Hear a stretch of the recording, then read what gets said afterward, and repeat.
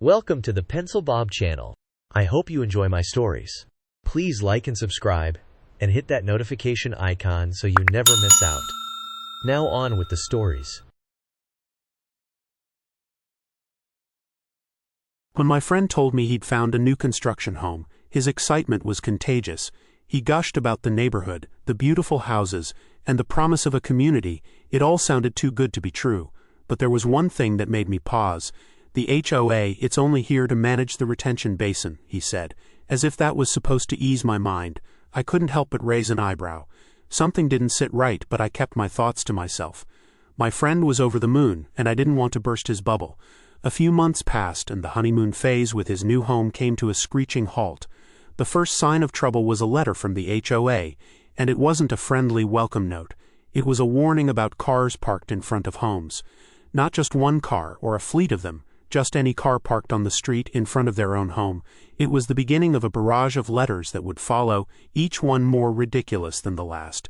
It didn't take long for my friend to realize that the HOA was less about managing the retention basin and more about controlling every aspect of the residents' lives. The parking situation was just the tip of the iceberg. The community soon found itself embroiled in a heated debate over something as seemingly innocuous as a flag. One of the residents, proud of their Puerto Rican heritage, decided to display their flag outside their home.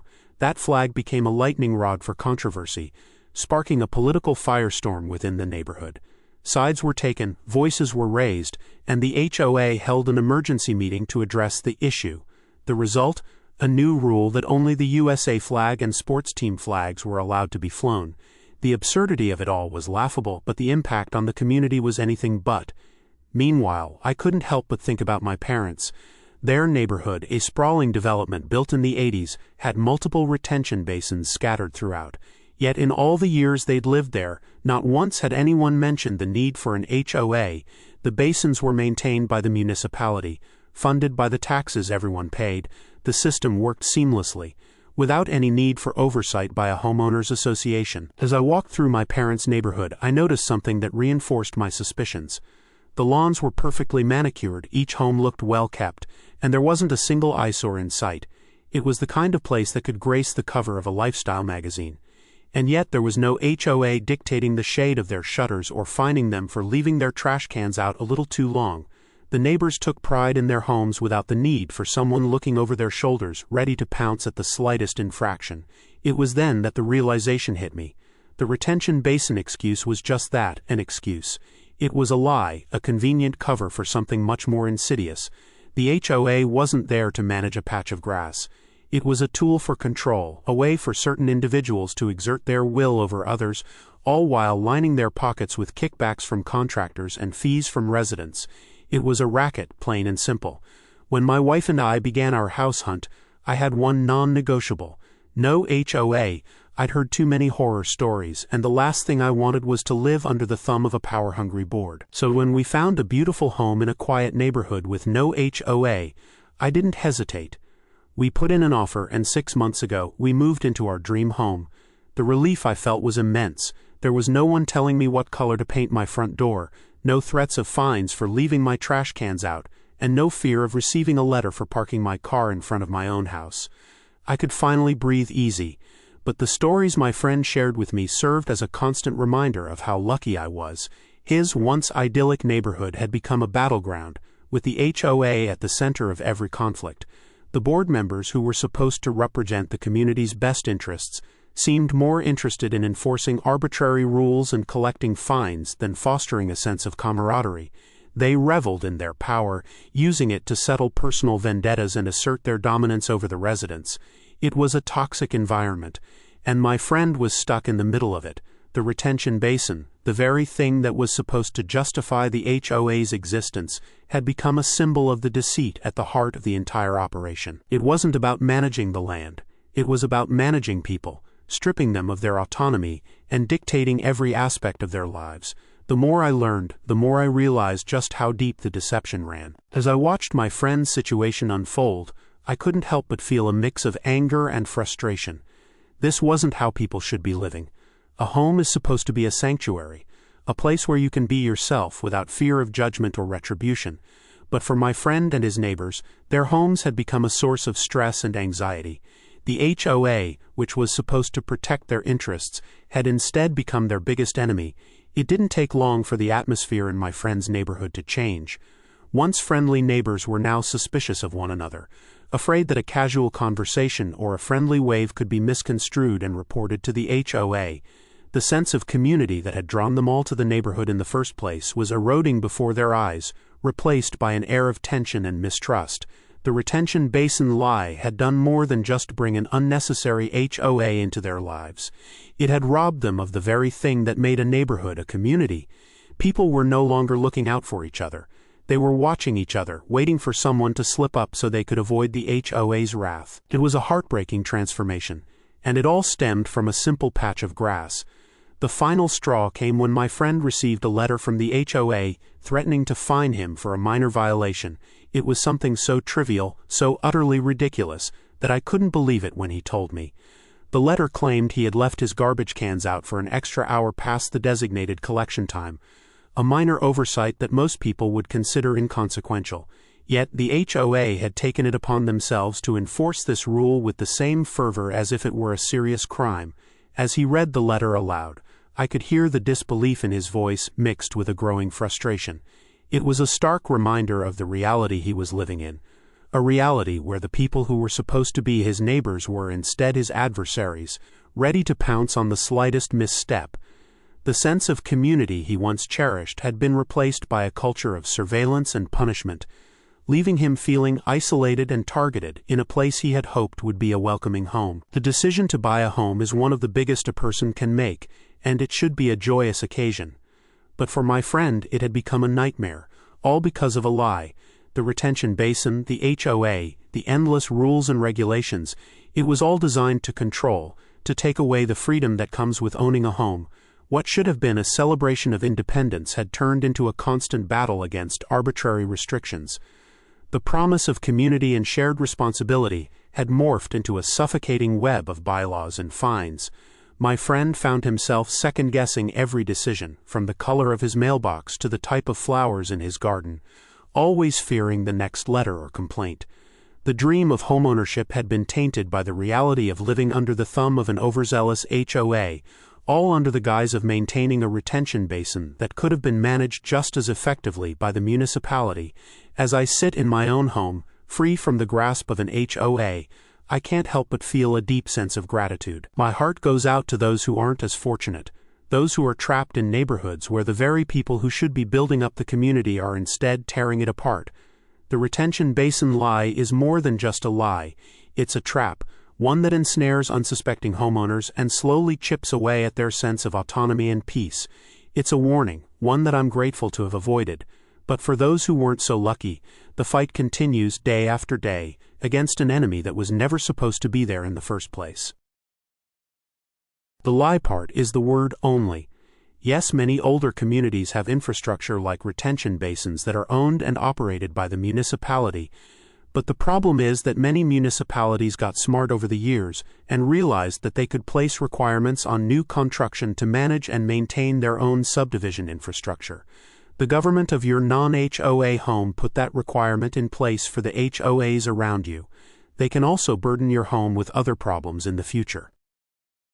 Yes, but let's just discard that whole train of thought for a moment, because it is ineffectual and just spirals into griping. So, flood management is logically the purview of government, as an act of God like torrential downpours theoretically affect everyone.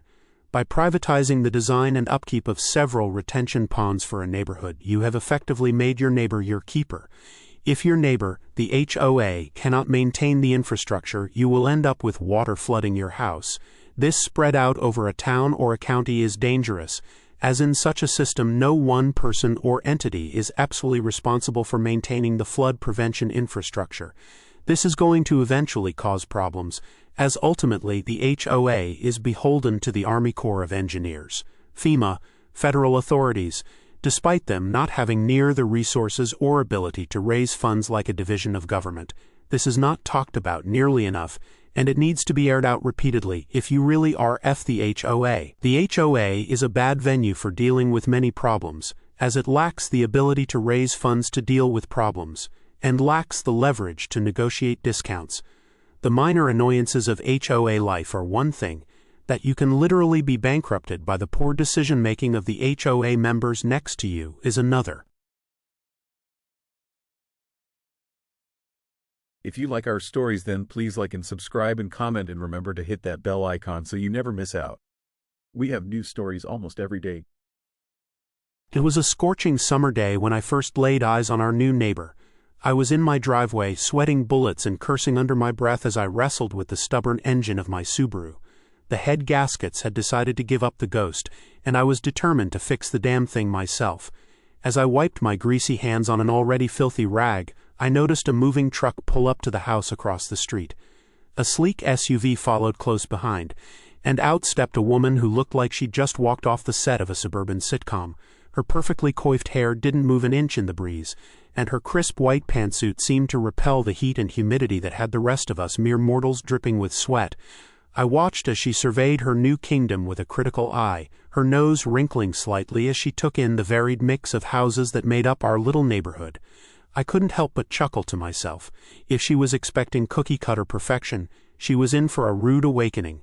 As the movers began unloading her possessions, I turned my attention back to my car. I was elbow-deep in the engine when I heard the distinct click-clack of high heels on concrete.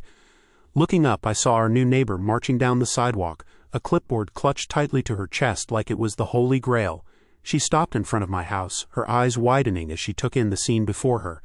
I can only imagine what she saw, a fat bald guy covered in grease and oil, standing next to a car that looked like it had been through a war. But hey, that's just a typical Saturday for me. Deciding to be neighborly, I plastered on my best smile and walked over to greet her. "Welcome to the neighborhood," I said, extending my hand. "I'm Mike.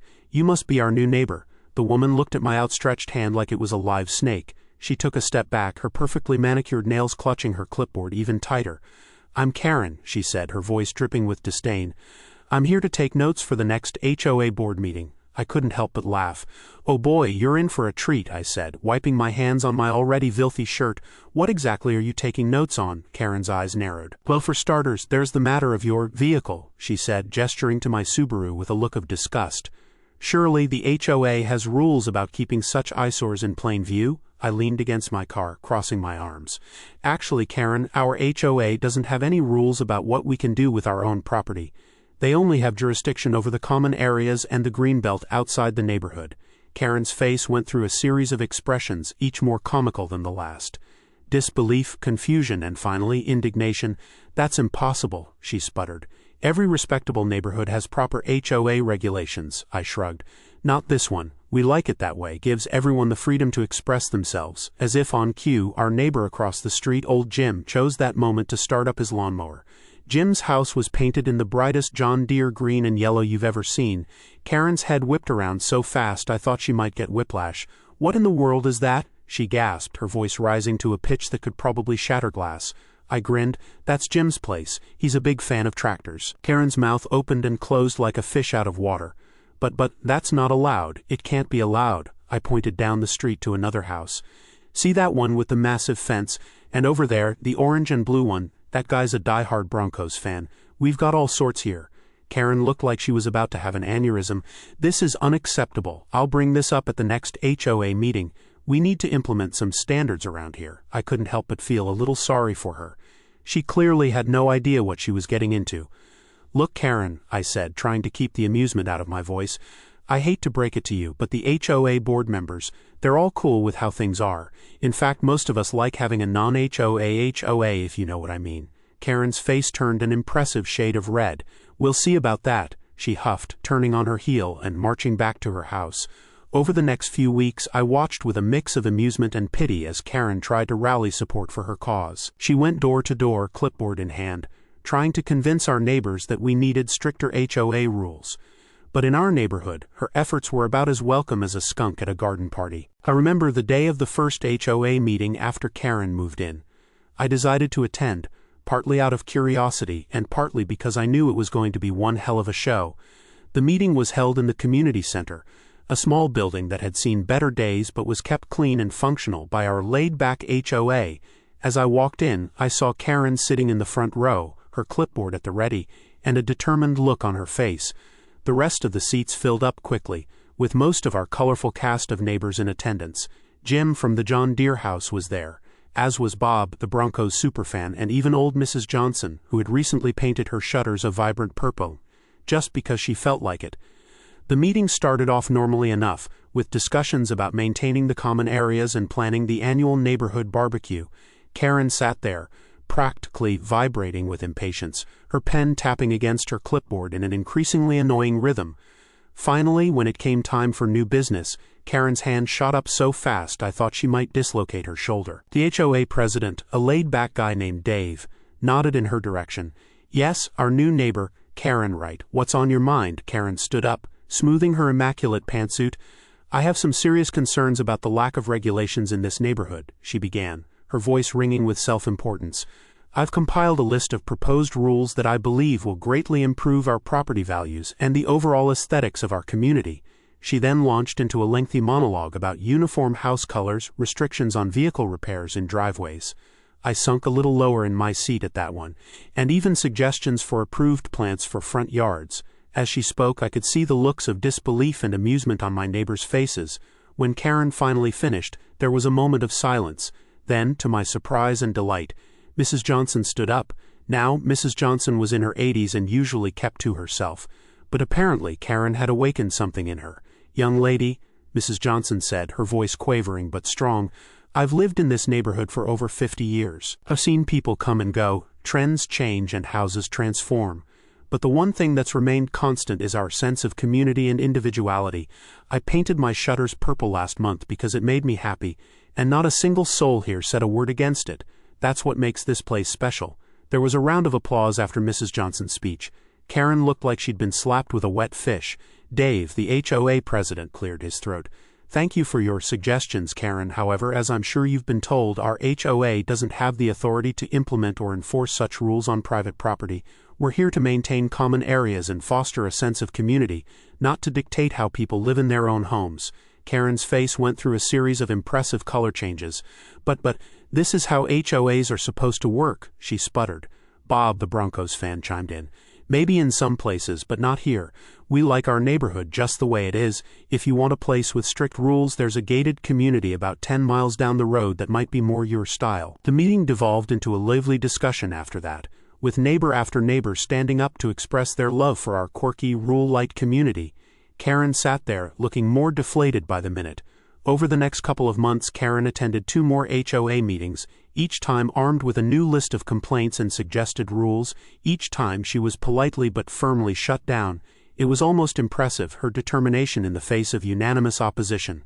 Then, one day, I was out in my driveway, working on my car again. Those Subarus, I swear, when I saw a for sale sign go up in front of Karen's house. I couldn't help but feel a twinge of satisfaction mixed with a bit of sympathy. Our neighborhood clearly wasn't what she had expected or wanted. As I watched the sign being hammered into the ground, Jim from across the street wandered over. "Well, looks like our Karen experiment is coming to an end," he said, leaning against my car. I nodded, wiping my hands on a rag. "Yeah, I guess she finally realized she was fighting a losing battle," Jim chuckled. "You know, I almost feel bad for her." "Almost," I grinned. "Yeah, me too, almost." We stood there for a moment, watching as Karen emerged from her house, clipboard in hand as always, to instruct the real estate agent on the proper placement of the for sale sign. "You think the next neighbors will be any better?" Jim asked. I shrugged. "Who knows, but if they're not, at least we know our neighborhood can handle it." As Karen retreated back into her house, I couldn't help but feel a sense of pride in our little community. We might not have the perfectly manicured lawns or the cookie-cutter houses that some people expect from a suburban neighborhood, but we had something better. A true sense of home and belonging. I turned back to my car, ready to dive back into my never-ending battle with its engine. As I did, I caught sight of Mrs. Johnson across the street, cheerfully watering her eclectic mix of flowers in her front yard, her purple shutters gleaming in the sunlight. I smiled to myself. Yeah, our neighborhood might not be perfect in Karen's eyes, but to me it was pretty damn close. You'd be surprised how often that happens.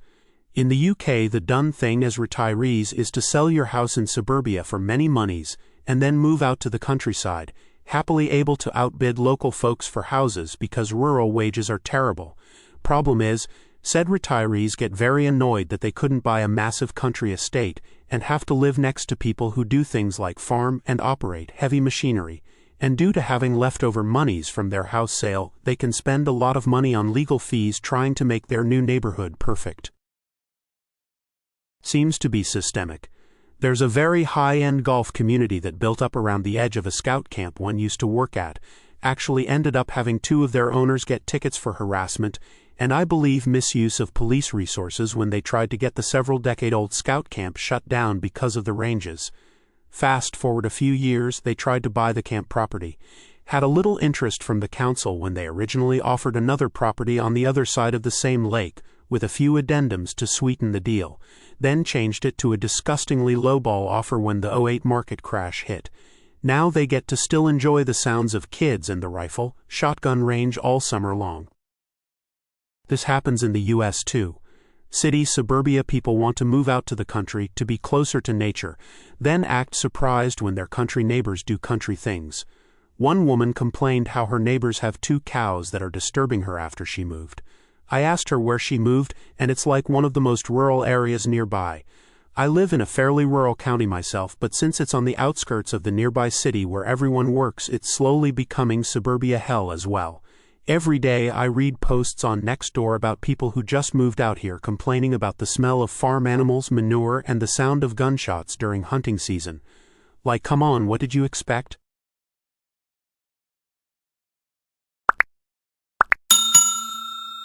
I would like to thank you for watching the video to the end.